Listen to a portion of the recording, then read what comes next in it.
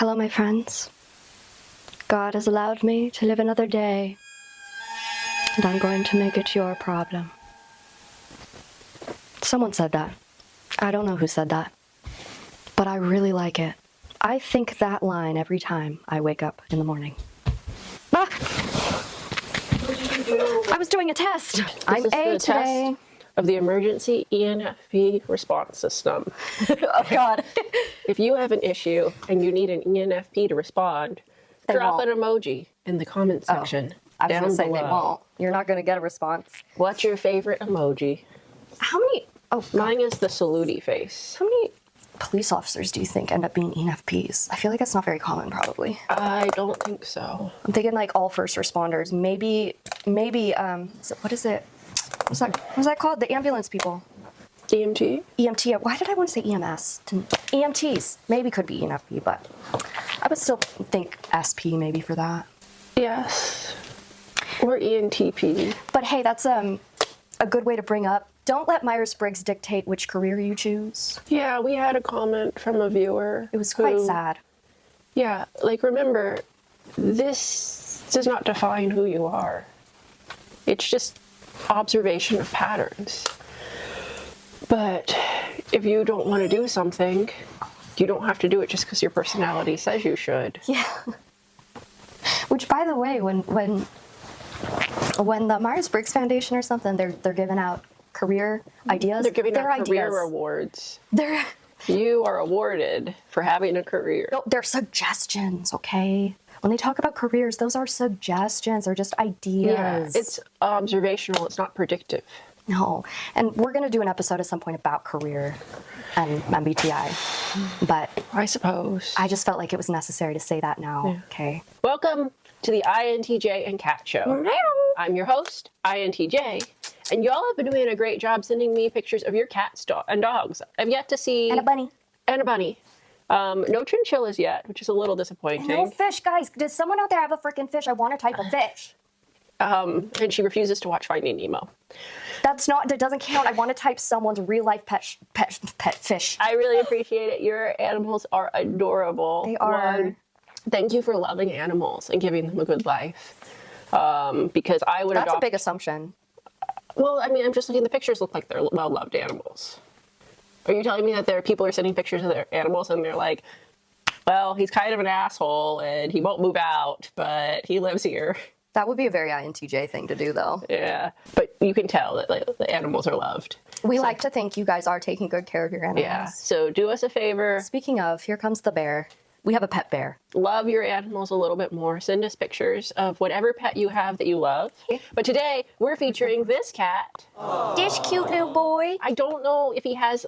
I'm sure he has a name. I don't think his name was shared.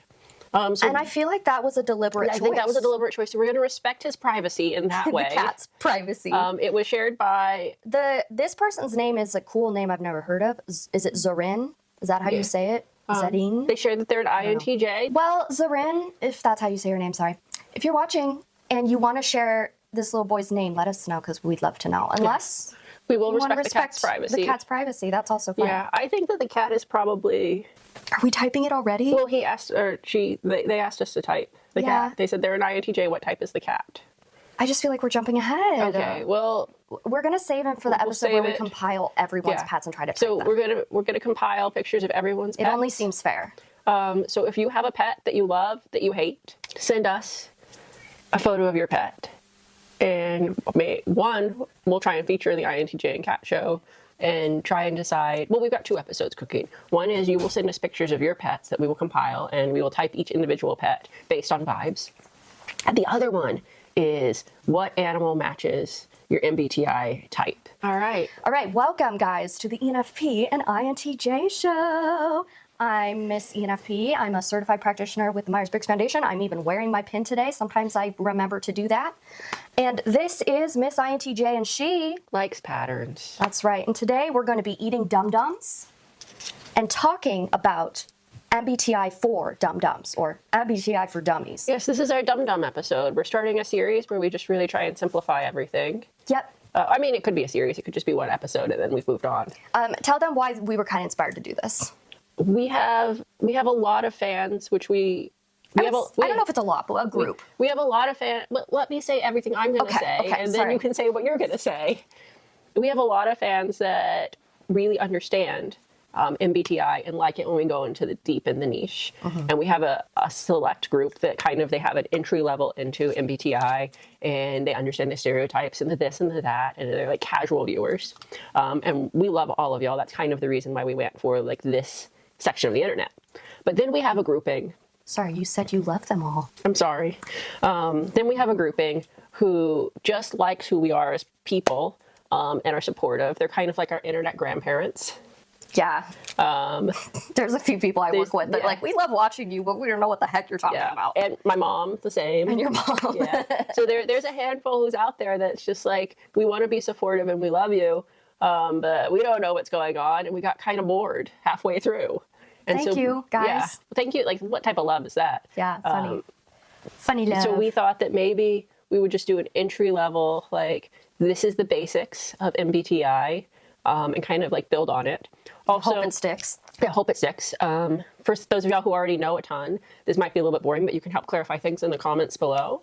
For those of y'all who kind of have like a general knowledge, then, you know, maybe you'll learn something, maybe you won't. Maybe you'll get language for something you already knew. And for those of y'all who just are supportive of us, but don't know what the heck we're talking about, This one is especially for you. yeah, hopefully this will give you a little bit more context. Now, I want you to choose, do you want peach or pineapple? Because that's all you get. I'm drinking a pineapple drink, so I was thinking peach, so yeah. perfect. I happen to already have Dum-Dums. I got these like a month ago, so Okay. probably still good. Oh, interesting. It's not peach colored. It's not peach colored. That looks more like pineapple. This is pineapple colored. Cheers. This has no flavor. Oh, no, it does. This just tastes like cotton candy. So, game plan for this episode, for this topic. From my perspective, I'm like, okay, we could really, really go to the very beginning and go over Carl Jung's 8 archetypes and stuff. Boring. But I feel like for this, that's a little too deep. Maybe if we continue the series for a part 2, that could be part of part 2. I feel like for the sake of this very intro basics to Myers-Briggs, I think that is still a little deep. So let's just go over the letters, go over the 4 different dichotomies, lay out the basics. Simpler. I will explain what I mean by that. But basically, go over the letters, the basics of how we end up with 16 types. And then we're going to, instead of going over each of the 16 and try to explain what each of those types are, in a way to kind of give you an idea of how to like group the types, we're going to kind of go over the idea of temperaments so you can get a general idea. So that's kind of the game plan. We'll see how this goes. We're going to have our Dum-Dums, which are way too sweet for both of us. But Yeah. we gave it a go. So you want to add anything to that? I want to give a statement that I give quite a lot. Just to remind people that personality is not identity. Personality is not dictative. At times it can be predictive, but you are free to be yourself and to grow as a person, despite what this theory says. Absolutely. As kind of our intro here to Myers-Briggs, the Myers-Briggs Type Indicator, that is what MBTI stands for, Myers-Briggs Type Indicator. That is the name for the test, which when I did the workshop, which was put on by the Myers-Briggs Foundation, they call it an assessment, not a test. I think the difference in many ways is that like an assessment is open-ended, where a test is finite. Yeah. Like if you take a test, there is like Something a right like and wrong answer, but if you take an assessment, it's like an open-ended. Yeah. But I understand it's easy for people to just say personality test. I'm not going to be a stickler about that. But yes, technically personality assessment. The Myers-Briggs Type Indicator, this just comes from Wikipedia. I learned the history too when I did the workshop, but this little blurb here goes over the basics. The Myers-Briggs Type Indicator, MBTI, is a self-report questionnaire that makes pseudoscientific claims to categorize individuals into 16 distinct personality types. So the MBTI is one of many personality systems or theories that tries to measure personality. Personality is already a very broad concept. It's already hard to define and measure. Myers-Briggs is just one way to try to measure it. The test assigns a binary letter value to each of 4 dichotomous categories. So that's what we are about to get into. I will explain it with the whiteboard. Dichotomy is two. You have one side or the other side. Yeah, exactly. And I will get into that in a minute. So the MBTI was constructed during World War II by Americans Catherine Cook Briggs and her daughter, Isabel Briggs Myers, inspired by Swiss psychiatrist Carl Jung's 1921 book, Psychological Types. He built the army knife. Yeah. Man, there's a lot of conspiracy theories in this. You get wacky and weird when you have a fever. This is an INTJ with a fever, guys. I'm just trying to be entertaining. Well, you're doing that. You are succeeding. At least you're entertaining me. Isabel Myers was particularly fascinated by the concept of introversion, and she typed herself as INFP. However, she felt the book was too complex for the general public, and therefore she tried to organize the Jungian cognitive functions to make it more accessible. You will hear us reference cognitive functions. We might touch a little bit on that, but that does tend to be a little more complex for people. So we're going to include that in part 2. Maybe there will be more parts after that, but at least for part 2. We can't put everything in part 2. Yeah, there's a lot more, isn't there? In parts to follow. In parts to follow, but we're not going to dive deep into it, but just a basic surface level from afar. The cognitive functions were kind of the 8 original archetypes that Carl Jung had defined, and that is where Myers, Isabel and Catherine then came along and expanded upon it, and out of those 8 types created 16. So yeah, that's what we're going to Carl talk about Jung today. had a theory, and they tried to make it consumable by making it more complex. And so, side note, that's why it's a little funny when very occasionally we just have a random person on a TikTok or whatever like comment and say, Myers-Briggs is outdated, or Myers-Briggs is just pseudoscience and it's not used by professionals, blah, blah, blah. And I always feel like they're fighting an invisible audience because, as we just defined, Myers-Briggs was created for layman's use. That's what it was meant for. If you want to get into the more professional use of stuff, you can go into the Carl Jung theories and all of that. But the point of Myers-Briggs was for layman's use and to make Carl Jung's work a little bit more accessible. And still to this day, the Myers-Briggs Foundation doesn't make any claims beyond that. They still present it as a layman's tool. So there you go. Just to say, as we said in the beginning, don't take it super seriously, but we hope that we can help you understand what the heck are all of these letters in this episode. The cognitive functions are basically it for me in the understanding of Myers-Briggs. Mm-hmm. And so when people cut out the cognitive functions and just like talk about the letters, it's literally insane to me. It's nonsense.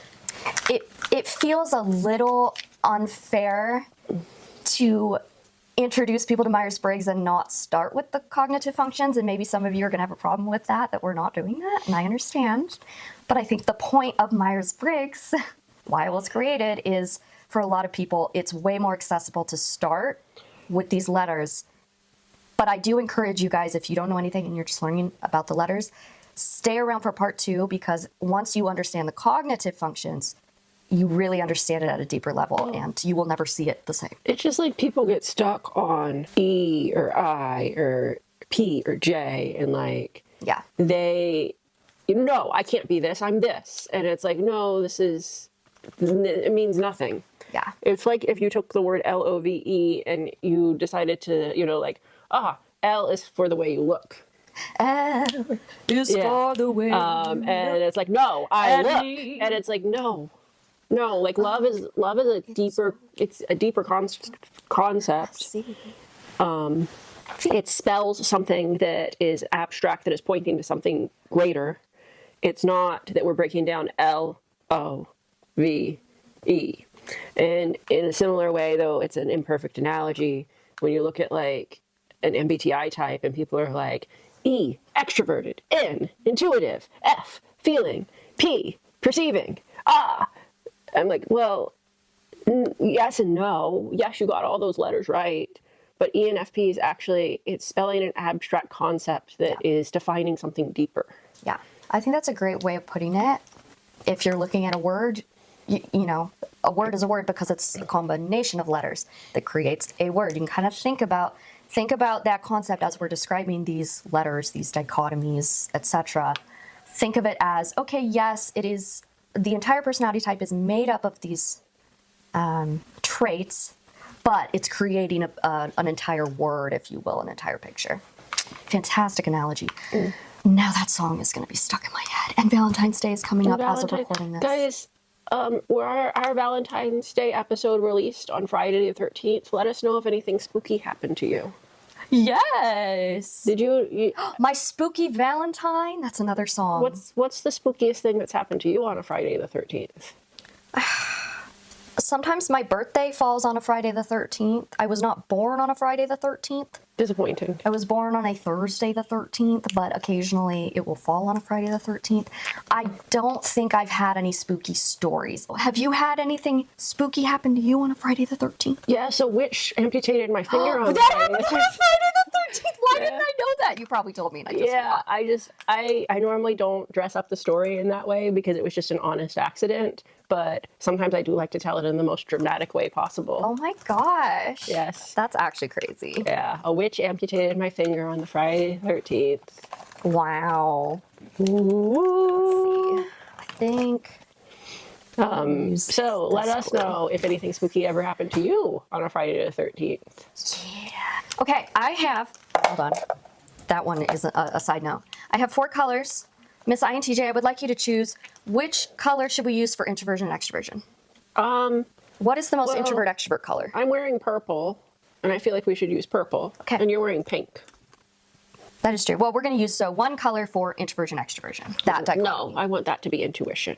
Okay. I mean, we could do green for introvert extrovert, and then purple, and then pink, and then blue. Okay. Does that feel better? That feels good. All right. So we're going to begin. I'm gonna write here our first dichotomy. So in the Myers-Briggs types, there are 4 letters in a single type. Altogether, there are 8 letters. And out of those 8 letters, you can create 16 different combinations, creating the 16 personality types. So we're going to start with the first letter of the personality type. It's called the attitude. It's like on an aeroplane, the attitude, the atometer. No, the attitude is whether or not it's which way direction the plane is facing, up or down.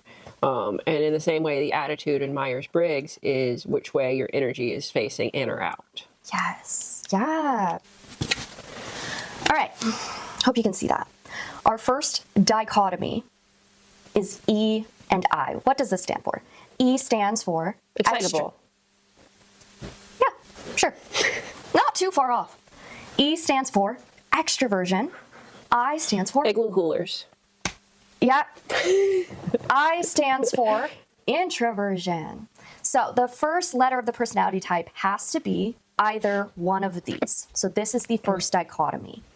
Now, as we get into this, as you were about to bring up, you as a human being, as well as me, as well as this lady over here, we use both extroversion and our igloo introversion throughout the day. Okay, you're using both. Every human being uses extroversion and introversion throughout the day. So when we start getting into what is your personality type, when I did the workshop with the Myers-Briggs Foundation, they wanted us to use the language preference a lot, okay? I don't do that because it's very wordy and annoying and sounds a little pretentious. But the idea is instead of me saying, I'm an ENFP, I should actually say, I have a preference for ENFP. And while This makes it sound like you like ENFPs more. yeah, it sounds a little funny. I don't like saying that also just because it's very wordy, but I like the idea behind it. The idea behind it is me as ENFP, it's simply saying I have a preference for extroversion over introversion. That doesn't mean I don't use introversion every day. It just means I lean towards using extroversion more naturally. An analogy they used at the workshop, which I really love, is the idea of being right-handed or left-handed or having a dominant hand. We are all born naturally being right or left-handed natural. You know, we have a dominant hand. So you can think of it in that way. Just because you're right-handed, does it mean you never use your left hand? No. You also use your left hand throughout the day. You just have a preference for one or the other. Now, I know some of you are going to be, well, I'm ambidextrous. I actually think that can be a great analogy because while, yes, you can become ambidextrous, at least correct me if I'm wrong, maybe there's studies out there to go against this. Says you can't become ambidextrous. No. If you're ambidextrous, cut off your hand. I don't think you Force yourself to use one. I don't think you, what I was going to say is I don't think you can be born ambidextrous. Maybe I'm wrong on that. But as far as I understand, being ambidextrous is something you can develop because naturally you are going to lean one way or the other. I think that also can apply to the concepts we're talking about with personality traits. Extroversion versus introversion, for example. You can think of extroversion as kind of my dominant hand. It's what I'm used to. However, over time, in fact, it's actually typically pretty healthy if I can learn to balance the two. And so I know for some people, it can be really hard for them to decipher, am I extroverted or introverted? What am I? Even if you know the cognitive function, sometimes it's like, I don't know which function I use more. I would argue it's kind of like being ambidextrous. Maybe you have developed both of them really well. However, I would argue, this is just me, I would argue you probably, even if it's by a hair, you still have a natural tendency, but not everyone agrees with that. Yeah, I'm not going to pretend like I'm an authority on ambidextrity, whatever that word is. I really don't know, but I feel like even so, let's say that you have equal preference and control over your hands and the ability to form things, there are going to be, like, society is built for the right-handed. And so you'll probably end up using your right hand a little bit more because of the structure around you. It's another great analogy. So if you have a part of your personality that you feel like you have equal comfort in, then you might be preferring one just because of the structure of, like, culture and society around you, of, like, what is supporting that and what's normative for that culture that you feel like you can be most successful in. Also great. That's why I love this dominant, not dominant analogy, because it can be used in so many ways. Yeah, I mean, your culture, your society, the house you grew up in, the culture of your home, the family structure, where you work. There are so many influences on, maybe you are naturally inclined to use introversion, but maybe you feel you've been forced to use extroversion for whatever reason. And I mean, I think we talked about my mom a bit, but I think she's a really good example. She is an S-type, which we'll get into in a minute. And she raised a household of N-type children. And so she had to learn how to adapt, leaning more into the N for herself, and being more comfortable in the N because that was the preference of the household. Great. So as we go over these, just keep that in mind. The point of Myers-Briggs is, remember the word preference. The point of Myers-Briggs is not to try to box you into one of these. When I say I'm an ENFP, I'm not really saying I am an ENFP and that's what I am and I'm putting myself in a box. No, I'm an ENFP, but I still use introversion throughout the day. I still use S. It all just comes back to I tend to use my right hand the most. I tend to use ENFP the most. And as we peel the onion, love onions. What you'll see in future Dum Dum episodes is that when it layers out, there's a way that we use each preference on different layers and levels. Yeah. This dichotomy, again, we referenced as attitude. So you can think of this as sort of, Carl Jung called it the energy in you. Sounds a little woo-woo, but I feel like it kind of makes sense to all of us. It is extensively where you orient your energy. So extroversion, think external, exhale. It is the external around you. So it is anything that's involving the external world. So, wait, I want to draw a picture. Okay. Can I hold a marker, please? Which one? I don't care. Purple? That's perfect. This is you. Love that. Extroversion, that's you. And extroversion is external. Yep. So anything outside of you, it is external, it is the exhale, that is extroversion. Now, a lot of people who understand a basic surface level of what extrovert and introvert means, they understand extroversion as simply just if you are get your energy from being social or not.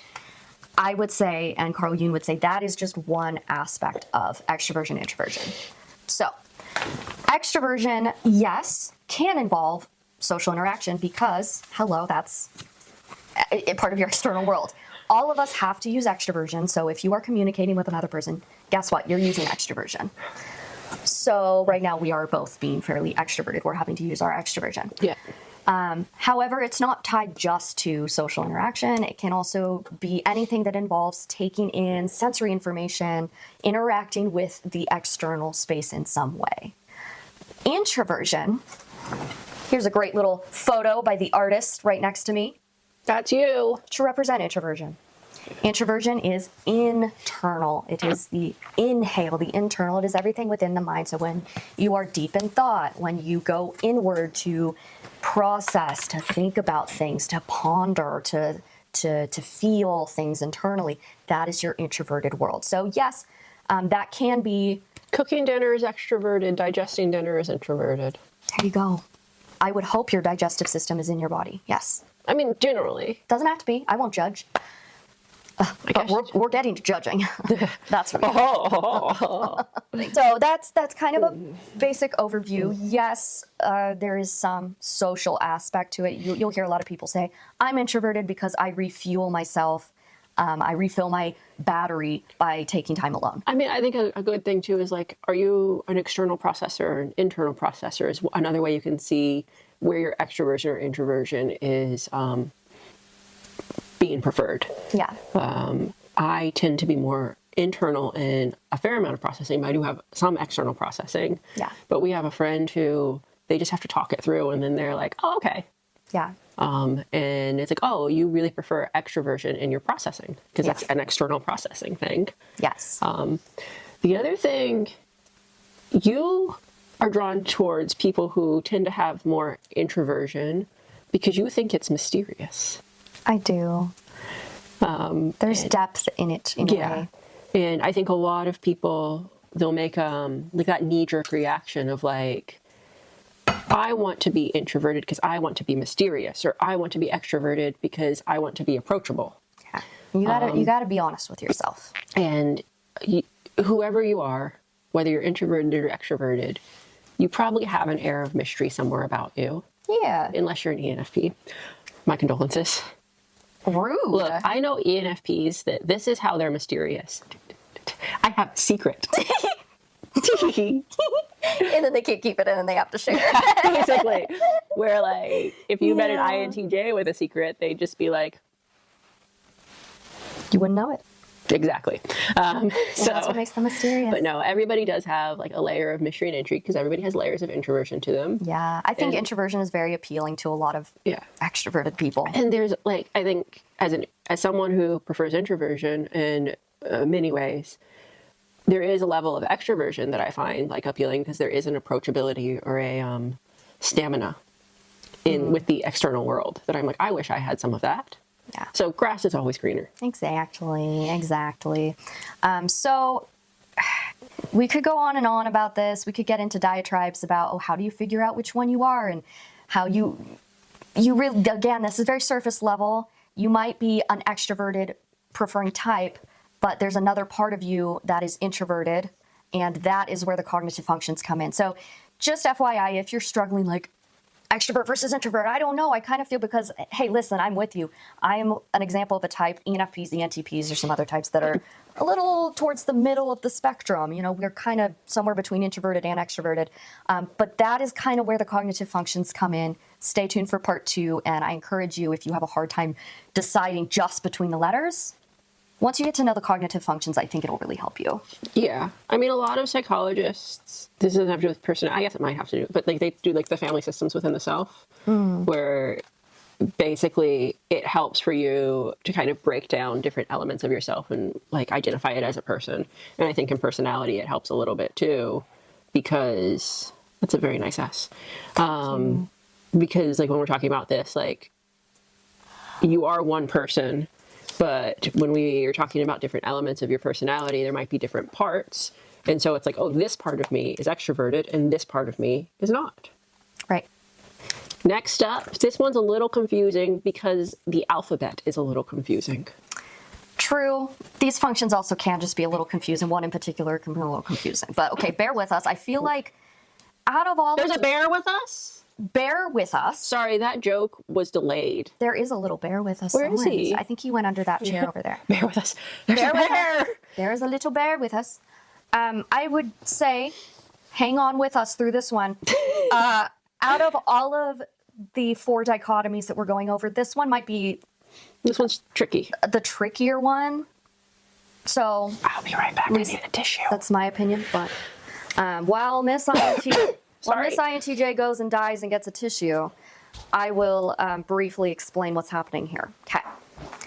The second dichotomy, so this is going to be the second letter in your personality type, is going to be sensing versus intuition.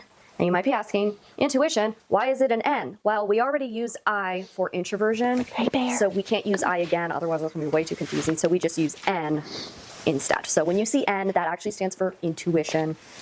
The reason is because we already used I. So just FYI, that can be a little confusing, but hopefully that makes sense. The little bear is with us. Bear with us. Hi, baby. Say hi. Hi, Tinky Pie. Oh. Hey. He's leaving now. Bye. So, sensing versus intuition. What the heck does that mean? So, S for sensing. Sensing out of the two, I think, is the easiest one to understand. Sensing is the 5 senses. Pretty easy, okay? Taste, touch, hearing, seeing. You forget the 5 senses. Love. Sight. I already said sight. You said taste, touch, hearing. Smell. That was the 5th one. Love. 5 senses. Love. L is for the way you look. Here we go again. The 17th type, love. So sensing is the 5 senses. It's the sensory world around you. So again, we all use sensing, whether or not it's your main preference or not. We all use it. So we can all understand that one pretty easily. Anything that's involving taking in things with your senses is sensing. Now, once we get intuition, Do you feel like I know SI, okay, pause. I know SI exists, but I feel like sensing is a more extrovert, it benefits more extroverted. You know what I'm trying to say? Like extroversion and introversion are external and internal, and then sensing and intuition, it feels like another layer of external and internal. yeah, that's why like SI and NI are the hardest ones to explain. Because how do you explain internal sensing, right? Which I still have a hard time explaining, but I know that the internet. The internet. No, I was just thinking about that because I so far, you have an extroverted type with an extroverted, not necessarily, but the sensing benefits from the external. It's really easy to understand. Where IN or NI is I know what it is, but I don't know if anyone else does. But I can't explain it to you. You're gonna scare them away. Ooh. Okay. Sorry, I was thinking about that when I was looking at how it was written, because it was EN, it probably wouldn't have triggered. But yeah, so sensing is anything that's sensory. Yeah. Intuition, on the other hand, again, we all use it. Even if you are someone who prefers sensing, you're still using intuition.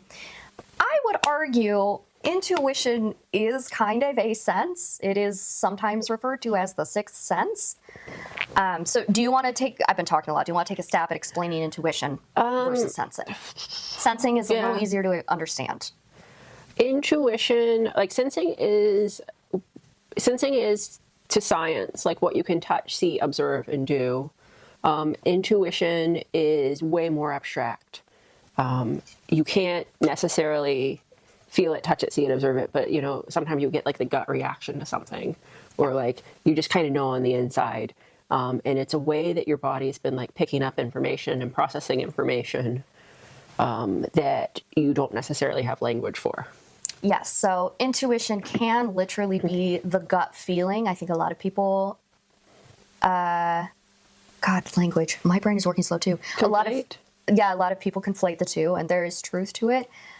Intuition in terms of Myers-Briggs also kind of is another word for what I would say right brain thinking. They kind of tie together. Again, this is not scientific stuff, right? But in terms of Myers-Briggs with intuition, it also kind of goes into a right brain thinking idea. And I think a lot of people know when we're talking about right brain, you tend to think of abstract thinking, imagination, creativity, big emphasis on abstract concept, more conceptual. That is also big traits of intuition within Myers-Briggs. So again, we use both of these sensing and intuition throughout the day, but with the dominant, non-dominant hand, you probably have a slight preference for one or the other. People who use sensing tend to take in the world, obviously, through their senses, and they tend to be more receptive to concrete, realistic facts. So they want to take in what's tangible. They're going to take things more at face value. Sensing is more grounded, realistic. Intuition, on the other hand, people who prefer intuition tend to be a little bit more abstract thinking. They don't need to take things at face value. They might follow a gut instinct more than what's reality. Now, again, it's good to be able to balance both, but most of us are going to lean one way or the other. I think, like, if we were to take marker, actually, I need black too. Okay. If you were using sensing and we said, please draw a volcano, they'd look at a picture of a volcano and they'd draw something. That's not a great volcano, but, you know. That's because you're not a sensor. That's because I'm not a sensor. Yeah. If you're using intuition and you said, please draw a volcano, they don't even need a picture of a volcano.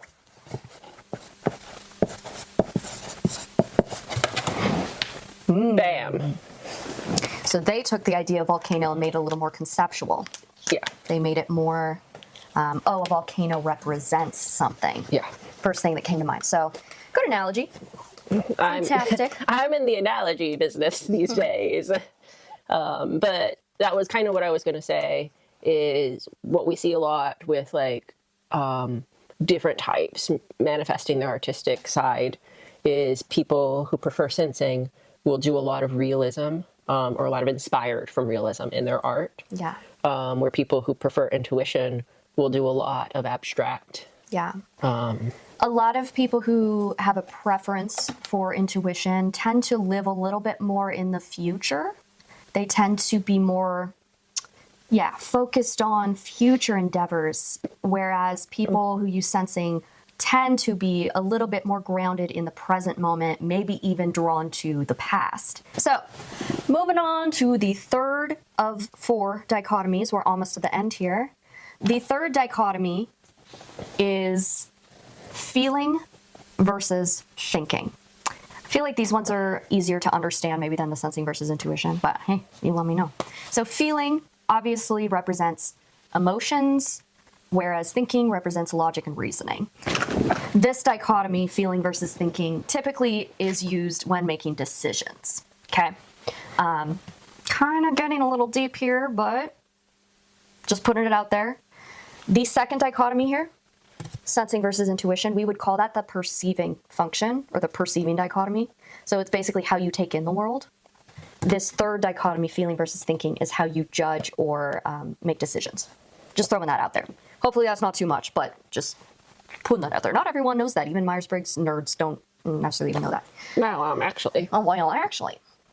So you can just think of it as when making decisions, we all use feeling or thinking to make those decisions. You can use both, and we use both, but Yeah, you don't just can use both. You do use both. Yes. Like there's nobody who doesn't use both. Right. Because you're not a robot. Yes. And you're not a toddler. Do you think there's any toddlers watching? Hi. Goo goo gaga. It's not healthy for a toddler's cognitive development to talk to them in baby. We should talk to them in language. Sorry. I'm sorry, child. So you probably don't need to talk much about this one. I mean, Probably don't need to talk to the toddler anymore. probably don't need to discuss this one too much in depth. I mean, it kind of speaks for itself. When you have to make a decision, you can either rely on your emotions, your feelings, your values, or you can rely on thinking, logic, and reasoning. What are the facts? And both are helpful tools. I think it can be hard for someone who prefers thinking to understand how someone made a decision just on emotions, or vice versa. Yeah. Like someone who's big in emotions, like how could you even like calm that down enough to think? Yeah. Stereotypically, men tend to prefer thinking and women tend to prefer emotions. Yeah, I've always found that interesting because it makes you think. Makes you think, is that statistically true? How much of that is influenced by society and cultural norms and expectations on men and women? Or is that just by nature, that is how we are? I don't know. Yeah, and I think like, see, there we go again. A great way to kind of tell yourself, because I've had this conversation with your father before, is ENTP dad. an ENTP. If you're talking to someone and you want to know their opinion on something, just kind of see if it's what they say. I think this or I feel this. Yeah. Because your language is going to be a little bit indicative of your preferred function there. Where I'll say, oh, I think this sometimes instead of, oh, I feel this way. Even if you're trying to like identify your feelings, you're like, I feel like I think, or I think I feel will even sometimes slide into your language. Right. So again, we use both feeling and thinking, but you're probably likely to have a preference for one or the other when making decisions. Now we come to our last dichotomy. This is going to be the last letter in the 4-letter type, and that is going to either be judging or perceiving. J and P, P and J, PB and J, peanut butter and jelly. This is the one I take most issue with when we break it down outside of cognitive functions. Yeah, because people hear the word judging and they think, I'm not judgmental.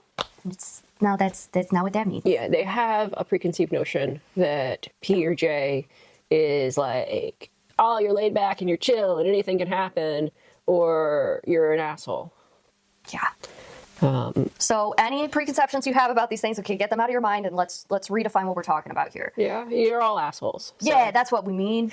So J and P, PB and J, this dichotomy, this can get a little complicated. Hang on, stay with me. Hang on to your butts, everyone. Hang on to your britches. The last dichotomy, J and P, represents which part of your personality is extroverted or how you come across to the external world. Okay, now I know that gets confusing. It's like, okay, well, is that the same as the extroversion, introversion? No, not quite. Basically, this last dichotomy points to which part of the personality is most visible to the people around you. Okay, now that will make a little more sense when we get into the cognitive functions in part 2, but just need to throw that out there so you can understand why this was put here, why Myers and Briggs chose to put this here. So we have J. J does stand for judging, and in modern times we tend to jump to, oh, judging means like you're being judgmental towards people. That's not really what this means. We've even had someone ask you that question before. They just walked up and they were like, if I'm a blah, blah, blah, blah, blah, J, how do I get people to not think that I'm a judgmental whatever? And you just stared at them and like, that's not what any of that means. That's not what that means at all, which is probably their problem, whoever's thinking that. But to be fair, they were also kind of judgmental person. So yeah, well, so then it was true. But it wasn't because of the J and their personality. Yeah. So J, in this case, judging means think of a judge with a gavel. Okay, you are making a judgment. You are making a decision. You are. Yeah, I think that's the best way to put it. You are It's your decision making. You are decisive. This can come out in a lot of interesting ways, a lot of different traits, which I will get into. But first, P, don't forget about Miss P over here. P stands for perceiving. So perceiving, that just means to take in information, okay? Take in information is perceiving. To judge is to come to a conclusion, make a judgment, decide something about said information. And like if you heavily prefer the judging function, the making the decisions, you don't need a lot of information to make your decision. You got what you needed and you've made the decision and things feel safe. Yeah. If you heavily prefer the perceiving, then it can take a long time because you want to know what you're missing before you try and make that decision. Because what if there's more information along the way? Right. And so, like, how do I say this? Because I'm an INTJ, so I do have my judging function, blah, blah, blah, blah, blah, blah. But it's not my very first function. My very first function is a perceiving function. Yeah. But I was interacting with someone who had like a more judging function as their first function. And we got information. And they were like judge, jury, and executioner all in 30 seconds. And I was like, let's see if we can pull the camera footage and see if we can pull this, that, and the other, so we can see what actually happened to get all the information before we make a judgment on this. Yes, I think that's a good point, because this is why I really encourage you to watch our next episode about cognitive functions, because that really will highlight to you, even if, like Miss INTJ here, she has a preference for judging, what we will learn in the next episode is that isn't actually her dominant force in her personality. Her dominant force is actually more of a perceptive function. And I know that might not make a lot of sense now, but don't get too hung up on, oh, I relate with Jay, but you can't decide. wait till the next episode. It might help you make be more conclusive about what you prefer. Other traits related to judging versus perceiving. So people who prefer judging I should have got my Myers-Briggs books out from my workshop because they highlight it perfectly, but I'll just go based off of my own memory. People who prefer judging, and feel free to add anything if you think of, they tend to be a little bit more organized. They prefer that the world around them, maybe even the world within them, is more ordered, organized, clean, perhaps.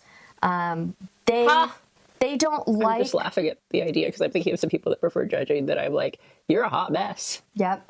But they like it. They like it to be ordered, and they just don't have it within themselves to keep it that way. That's fair. That's fair. Typically, people who prefer judging don't like having a lot of options. They'd rather have fewer options. Do not take them to the Cheesecake Factory. I know, they probably wouldn't enjoy that as much.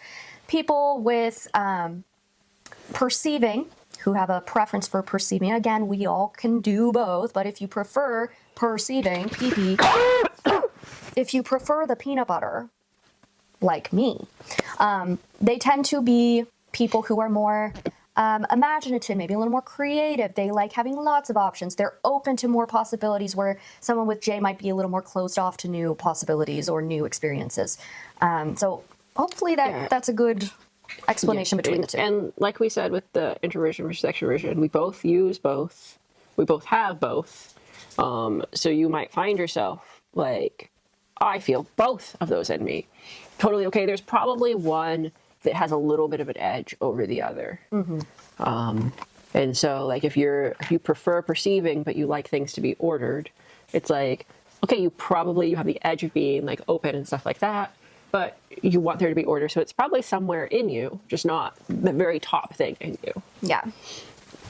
So there you have it. And already you'll see here, we have 2 different types out of the 16. So like I said, you altogether have these 4 dichotomies. You can create 16 combinations out of these. So you could do an ISTJ, you could do an INTP, you could do an ENTP. You understand what I'm saying. So yeah, there you have it. That is the basics of the letters. Again, underneath this and kind of within this are something called cognitive functions, which I highly encourage you to learn about. Come check out part 2 when it's up. And 3 and 4 and 5. And hey, subscribe and turn on that bell so you get notified when it goes up. Like, comment, subscribe, feed the algorithm. Let us know what your favorite type of pet is. Let us know how you feel like you relate to Myers-Briggs. If you feel like you're able to feel understood and have, I think one of the things that was really appealing for both of us within the MBTI world is, and we've talked about this multiple times, but it ended up giving us language for how we were kind of already experiencing the world. Yeah. And it doesn't work that way for everybody. Some people experience the world differently, but we really like it because it's giving common language. It's like if we see something outside that is tall and the bottom half of it is kind of skinny and brown, but the top half of it is big and green and like particulate and stuff like that, and someone's like, oh, that's a tree, then I don't have to go describe like there's something outside that's tall and the bottom half is skinny and brown and the top half is big and green and particulate. I was like, hey, did you see that tree outside? I was like, yes, I saw that tree. That was my favorite tree. And it's like, well, it fell down. Yeah. So hopefully it's helping you give you language too, even if you're just learning about it. So now that we have kind of explained the letters, we're just kind of giving you one theory about how the 16 types are sorted into 4 groups of people. Yes. There are different theories. I don't know. There's different ways to group them. And there are different All ways kinds to of ways. group them. This one's pretty popular, I think. This one seems to be the most popular. We thought this would be a good way, instead of going over every single 16 type to give a description of them, because they do all have descriptions, and even if you have an ENFP and an ENFJ, there's one letter different, but wildly different types. Wildly different. Wildly different. So keep that in mind. One letter difference can really change personality. So you can group all of the types into groups of 4. So take the 16 down to groups of 4. We have 4 different temperaments. You can see it as temperaments. So we have NT, top right, NF, bottom right, SP on the top left, and then SJs on the bottom left. So you can group all of the types that are X meaning E or I, and T, X, whatever letter at the end. And then the same with all these, NF, SP, SJ. Yeah. And this is something I want to say this. SJs rule the world, and they get a really bad rap because they have to make decisions for how the world should run, which is a ton of authority. With much response. Wait, yes, with much? they're Spider-Man. SJs are the Spider-Man of no.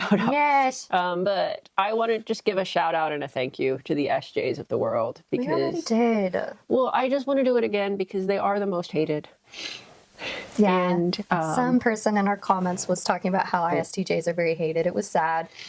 And I feel like they guilted me, whether intentionally or unintentionally, into now liking ISTJs because now I feel bad for them. But if NTs ruled the world, nothing would happen, just a lot of ideas. And if NFs ruled the world, nothing would happen, just a lot of fun.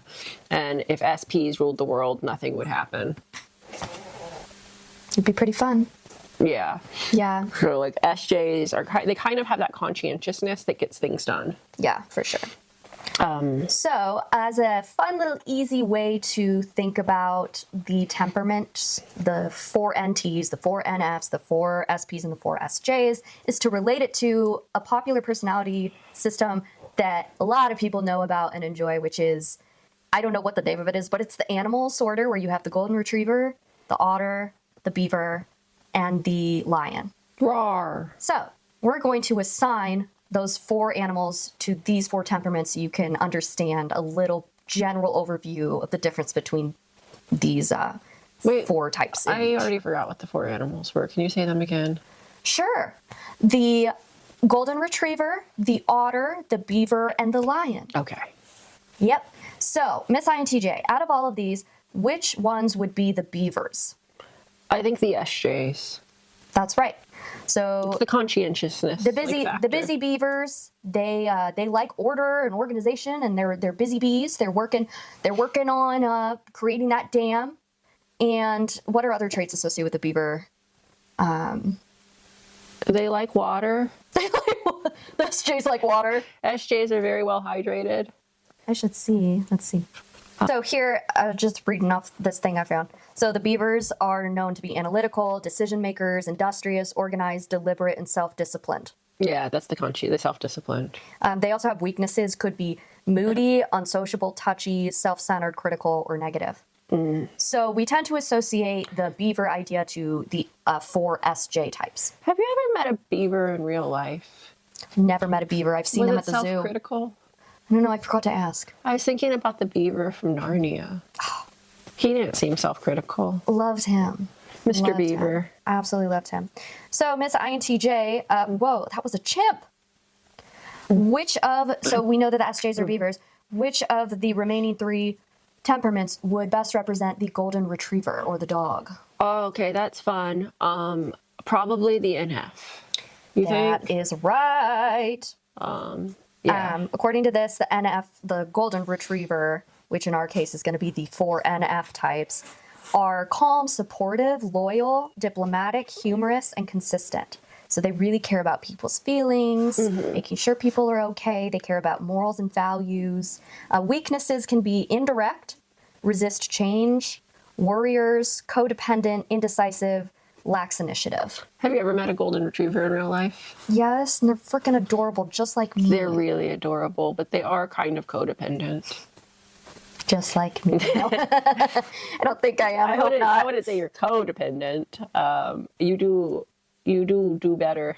do. I do. You do better with people that you trust that you can kind of lean on, though. I guess we all would, but you do significantly better. So there you go. Hope that helps you understand the 4 NF types. Now we have 2 remaining. Which of the last 2 would you say are otters? I'd really throw you off. If I said NT right now, you would be like, what? Like, No, okay. it's definitely the SP. Try to make that fit. Yes. But I was going to see what you did. The SPs. That's right. So otters, we know the otter personality type as being outgoing, responsive, enthusiastic, compassionate, friendly, talkative. And their weaknesses are impulsive, undisciplined, unproductive, exaggerative, needs approval, and easily offended. Yeah, they're kind of sensitive. But yeah, I think of Not all of them. I think of the 4 SP types as being very grounded in the moment people, very in touch with their senses and the sensory, the external world. They like fish. They love they love to eat fish. I'm just thinking of otters. They swim a lot too. They tend to be fun. S types like to swim. I don't know what to tell you. SPs tend to be a very fun bunch. They're a fun bunch, and that is very much represented by the otter. So that leaves us with the lion, which is the NTs. NTs, not neurotypicals, intuitive thinkers. Which tend to be They are neurodivergent. They are in anything but neurotypical, I would say. Yeah. They're represented by the lion, which is Roar. leader, visionary, important, persistent, direct, strong-willed, decisive. Weaknesses tend to be insensitive, Yep. impatient, Yep. stubborn, controlling. Controlling's interesting. Depends on the type. Yeah, I think it depends on the type. I think like an ENTJ, ENTJ, is going to be possibly. like your quintessential lion, where you can kind of see that. But if you get like an ENTP, you're not Yeah. going to see the controlling. Possibly cold and definitely self-sufficient. So I think of NTs as kind of the... Wait, was self-sufficient a negative? Yeah, for some reason they see that as a negative. Rude. Yeah, I mean, interesting. Maybe the weakness there is supposed to be like hyper-independent. Yeah, I think it's the hyper-independence. Yeah, I've always seen NTs as like the intellectual ones, the forward thinkers, the progressive thinkers, the visionaries, maybe a little nerdy. Yeah, very intellectual. So I think lion in this case is a good representative, especially ENTJ in particular. Yeah. But why do you insist on hitting my board? So rude. So there you go. Yeah, so you would be... I'd be a golden retriever. And we do talk about the INTJ ENFP combo as a golden retriever and a black cat. So it's not quite a lion. But a lion is a type of cat, so it's not too far off. But I think if you were to like, I don't know enough about seafaring mammals.